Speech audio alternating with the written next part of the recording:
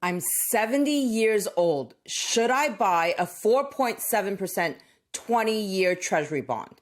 And what pushed up bond yields this week again? Hello, member super savers and bond course fans. I hope you're healthy and well. Treasury yields across many maturities have been on the up and up again this week. Plus, there are two Treasury auctions on the schedule this coming week that seem to interest quite a few of you in our community. With that in mind, here are the three topics that we'll be covering in today's update video. 1.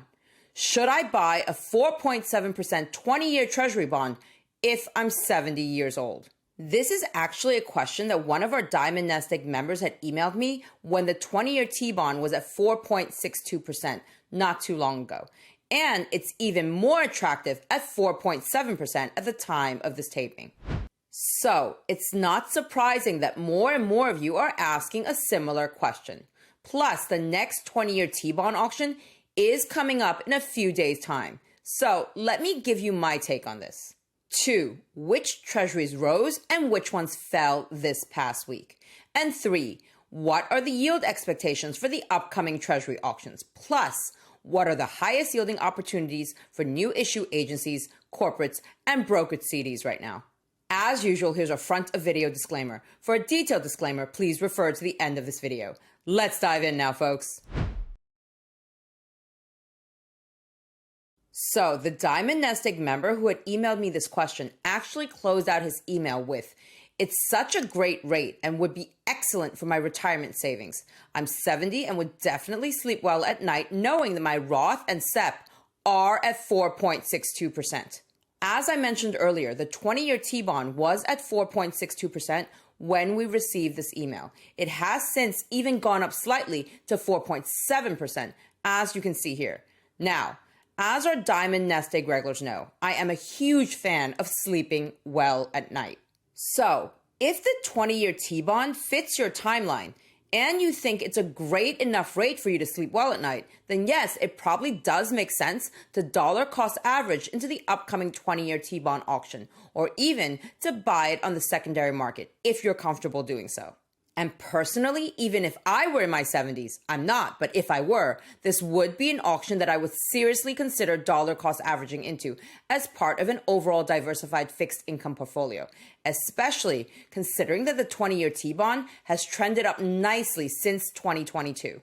While it's not quite back at its peak above 5% in October of 2023, it has been inching upwards again since September of this year, and is quite a bit higher than where it was pre-pandemic, and for the past decade for that matter. And as a point of reference at the time of this taping on Fidelity's platform, here's the expected coupon and here's the expected yield for the upcoming 20-year T-bond auction.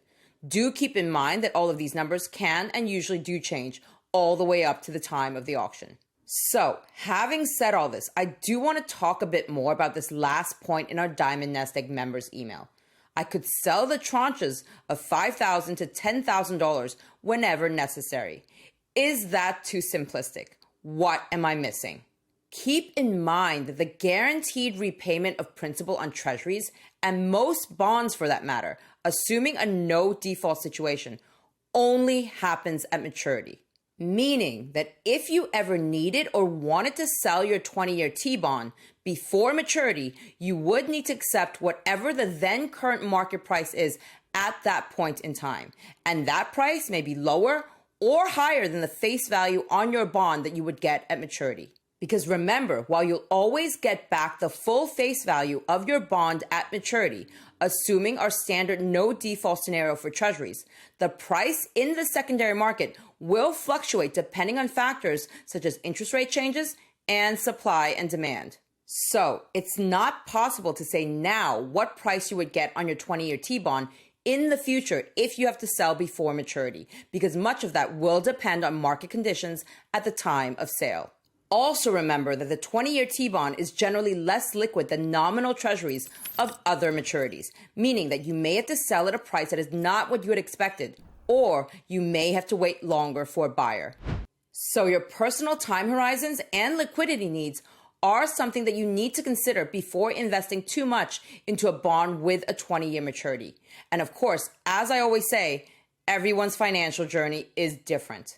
For example, if you're quite a bit older than 70, or if you feel that rates are definitely going to keep going up on the long end, then you may not want to pick up any 20-year treasuries at current rates.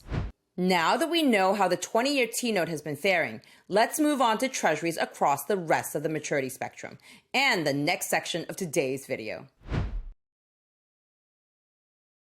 As we so often do at the end of the week, let's compare treasury yields from this past Friday versus the previous week. Here we have all the maturities that the treasury issues at auction. Here's where yields stood this past Friday, and here's where yields stood at the end of the previous week. The 1 month was unchanged, and the 2, 3, and 4 month treasuries were down slightly. But for all maturities 6 month and higher, yields were up across the board. There were 3 main reasons for this upward trend. Reason 1, both the Consumer Price Index, CPIU, and the Producer Price Index, PPI, showed that inflation may be stickier than expected, especially when we look at core inflation, which excludes more volatile food and energy prices. This red line here. It basically stalled this summer, and in recent months, core inflation has started even going up again, and PPI inflation was up overall. Reason 2, retail sales last month came in stronger than expected. And 3, the Fed reiterated again that they were in no hurry to cut rates. The president of the Boston Fed even went as far as to say that a December rate cut isn't a done deal, as the Wall Street Journal reported. All of this points strongly in the direction of higher for longer. So no surprise then that bond yields trended upwards once again. Now, let's take a look at Treasury yields from this past Friday versus the beginning of this year. This row shows where rates ended this past Friday. This row shows where rates were on January 2nd. And this row shows the increase or decrease in rates since the beginning of this year to the time of this taping. Increases in rates are shown in black and decreases in rates are shown in red. Treasury yields across all maturities, 2-year and below, are still noticeably lower than where they were at the start of the year. Although the difference has continued to narrow this past week again for the 2-year. It was at 7 basis points last week. Everything 3-year and longer continued to move higher above where they were on January 2nd of this year. The yield curve steepened again last week on the extreme ends. The negative difference between the 1 month versus the 30-year has narrowed to just 10 basis points this week versus the 147 basis point difference from the beginning of the year. And the widely used comparison of the 2-year versus the 10-year Treasury, which has been in positive territory for a bit now, has remained there, with the positive difference widening to 12 basis points from 4 basis points a week ago.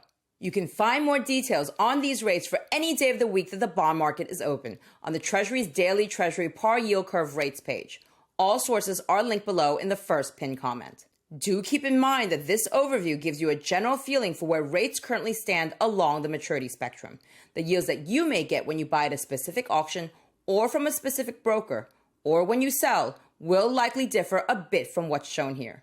Now that we've covered Treasury yields from this past week, let's move on to the next section of this video, especially for those of you who are interested in agencies, corporates, and brokered CDs as well.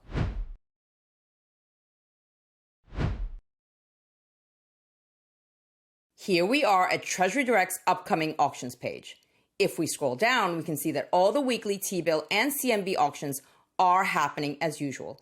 There's also a 40-day CMB on the schedule in addition to the 42-day CMB that we regularly see. And if we scroll down further, we can see the 20-year T-bond and the 9-year 8-month TIPS will be auctioned off as well this upcoming week, as we already discussed earlier. The 20-year T-bond is not a reopening auction, so the coupon on that will be determined on auction day. The 9-year 8-month TIPS is a reopening auction, so we already know what the coupon will be on that.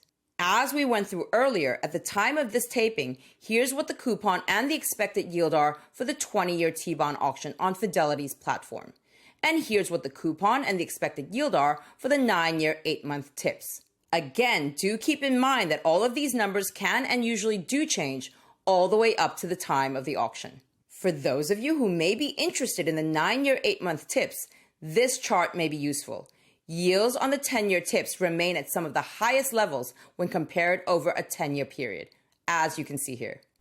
So that was Treasuries. For those of you who may be interested in other types of bonds and CDs for a bit of a higher yield potentially, here's where the highest yielding new issue agency bonds stand at the time of this taping, with the highest yielding one at 6.25% from FHLB, with a first call date in February 2025.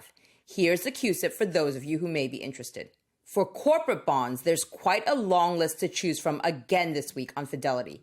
Here's where the highest yielding new issues stand at the moment. The highest yielding one is from Jefferies Financial Group at 6%, with a first call date of November 2027. Here's the CUSIP for those of you who may be interested. If you'd like to look at more agency and corporate bonds, check out this recent video here on the top agency and corporate bond new issue offerings we found on Fidelity recently, some of which may still be available at the time of this taping. For brokered CDs, here's where the new issues are currently. Like last week, the highest yielding one is from Jonesboro State Bank at 4.6%, with a first call date of February 2025. As I've mentioned before, the brokered CD offerings have not been very good lately, in my opinion. All right, members, super savers, and Bond Course fans, I hope you enjoyed this video and learned something new.